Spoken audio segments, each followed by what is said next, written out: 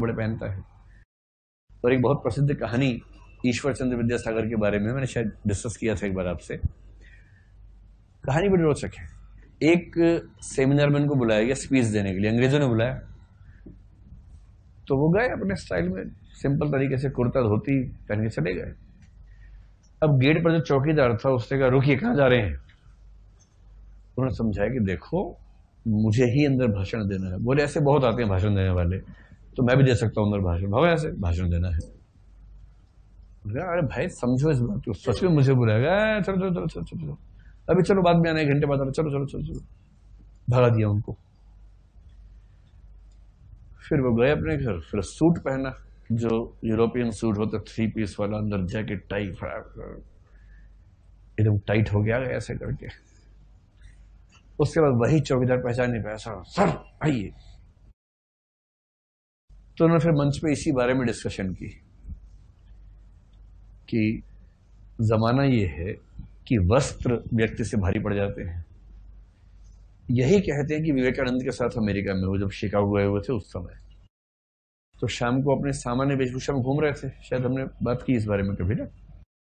तो वहां कुछ छिछोरे लड़के मिल गए अमेरिका वाले। छिछोरे लोग बराबर मात्रा में हर देश में होते हैं, हर शहर में।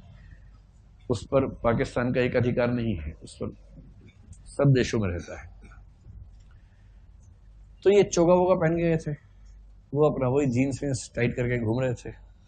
इनको देख के हंसने लगे, कुछ बात होने लगी। तो इनको मौका मिला तो उन्होंने एक वाक्य में डायलॉग ऐसा मारा कि बेचारे घबरा गए। तो उन्होंने कहा कि देखो यार, you are from a country where tailor makes a man gentle and I am from a country where character makes a man gentle. Dialogue है, एग्जैक्टली वैसा मारा होगा या नहीं मारा होगा पता नहीं, ऐसा कहते हैं कि ऐसा कहा गया कि तुम एक ऐसे देश से हो जहां दर्जी व्यक्ति को भद्र बनाता है, और मैं ऐसे देश से हूं जहां चरित्र व्यक्ति को भद्र बनाता है। यहां भी कितना बनाता है हम जानते हैं, लेकिन वो नहीं जानते थे, तो उनके ऊपर असर पड़ गया ठीक ठाक। तो अगर आपको लगता हो कि आधुनिक होने का संबंध कपड़ों से है तो उसको दिमाग से निकाल दीजिए एकदम। ऐसे बहुत लोग हैं, मतलब आश्चर्य होता है कई बार, मैंने ऐसे कुछ लोगों को देखा है, आप देख लेंगे तो 27वीं सदी के लगते हैं, 21वें की भी नहीं। अब हेयर स्टाइल देखिए, स्पाइक वाइक, सड़क चौराहा बालों के अंदर, एक बाल में कुंडल पहन रखा है, एक में नहीं पहना है, 2 ठुड्डी में लगा रखी है कुंडल। और गैजेट के ऐसे शौकीन है, ये गैजेट वो गैजेट, ये कर देंगे वो कर देंगे, ये ऐप वो ऐप, हर चीज उनको आती है। और कान में वो टंगे रहता है हमेशा ईयरफोन, एक कान से फोन कहीं और है, बात यहाँ चल रही है। लगता है कि रोबोटिक एज का आदमी है, साइबरनेटिक ऑर्गेनिज्म लगता है देखने में, साइबॉर्ग जिसको बोलते हैं ना, साइबॉर्ग। और कपड़े भी वैसे हैं, एकदम एकदम आधुनिक तरह के कपड़े हैं। अंग्रेजी ऐसी धारा प्रवाह बोलते हैं कि घबराहट हो जाती है सुन के ही। और ये भी नहीं कि थर्स्टी क्रॉस सुना रहे हो या कुछ और कर रहे हो, असली वाले इंग्लिश बोलते हैं। अब उनसे बात करके लगता है कि यार ये किस जमाने का आदमी और हम किस जमाने के आदमी। पर मैंने ऐसे कुछ पीस देखे हैं जो इन चीजों की बदौलत बहुत जल्दी सफल हो जाते हैं, किसी के दिल में बैठ कर लेते हैं, और उसके 2 ही दिन बाद पता लगता है कि कपड़ों से 27वीं सदी का था, खोपड़ी से 14वीं सदी का है। ऐसे बहुत बड़े बड़े पीस पाए जाते हैं, ध्यान रखिएगा। आपका समय है चयन करने का, दिव्या की तरह कीजिएगा। इन चक्रों में नहीं पड़ना है कि कैसे कपड़े हैं, कैसी स्पाइक्स हैं, कैसे कुंडल पहन रखे कान में, वो सब काम नहीं आता। वो काम आता है 2 घंटे, और वो ज्यादा काम आता है बाकी लोगों के। जब सड़क पे जा रहे सुंदर दिख रहे तो उसमें वो तो सार्वजनिक मामला हुआ ना, एक व्यक्ति विशेष के तौर पर कैसा है वो तो उस व्यक्ति को झेलना है बाद में। इतने नीच, इतने सामंत किस्म के लोग हैं, इस होलिये के बाद भी अगर उनकी पत्नी किसी और से फोन पे बात कर ले अपने दोस्त से, इसी बात से उनको क्या हो जाता है, चेचक हो जाती है। मतलब मैं बोल रहा 10 लग जाते हैं, लेकिन मुझे लगा वो थोड़ा शोभा नहीं दे रहा, तो चेचक ज्यादा ठीक रहेगा, इसलिए मैंने चेचक बोल दिया।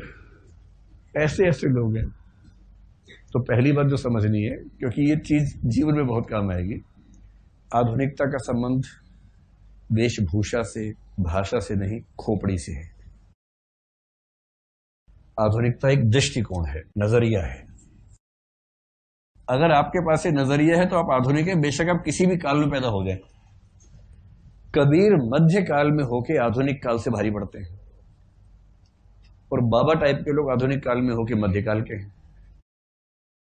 तो आप जिस काल में हुए उस काल में वैचारिक स्तर पे सामान्यतः कौन सा काल चल रहा है ये देखना पड़ेगा। कबीर को ध्यान रखना, मैं बार बार कह रहा हूं, पूरे हिंदी साहित्य के 1000 वर्षों में कबीर जैसा जिंदा दिल आदमी पैदा नहीं हुआ, इतना आधुनिक, इतना तार्किक व्यक्ति पैदा नहीं हुआ। उसको पढ़ेंगे तो दिमाग घूम जाता है, इतना तार्किक आदमी है। और ये नजरिया क्या है? तर्क होना चाहिए बातों में, तर्क हो, विवेक हो, अंधी आस्था न हो, अंधी आस्थाएं खारिज हो जाएं। ऐसा जो व्यक्ति अंधी आस्थाएं नहीं रखेगा सामान्यतः इहलोकवादी होगा या परलोकवादी होगा।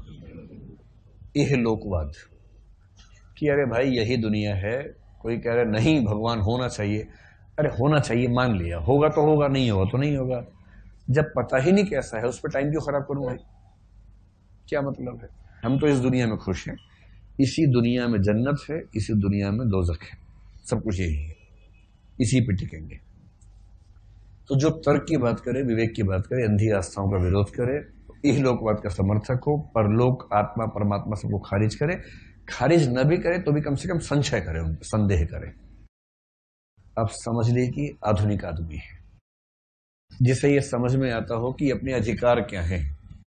जो आधुनिक काल के आदर्श हैं, अधिकार है, समानता है, स्वतंत्रता है, न्याय है, जो इनके पक्ष में बात करे, बेशक इसकी व्याख्या उसकी थोड़ी सी अलग हो, लेकिन वो इन पर बातचीत तो करे, गहरी चिंतन की प्रक्रिया में तो उतरे।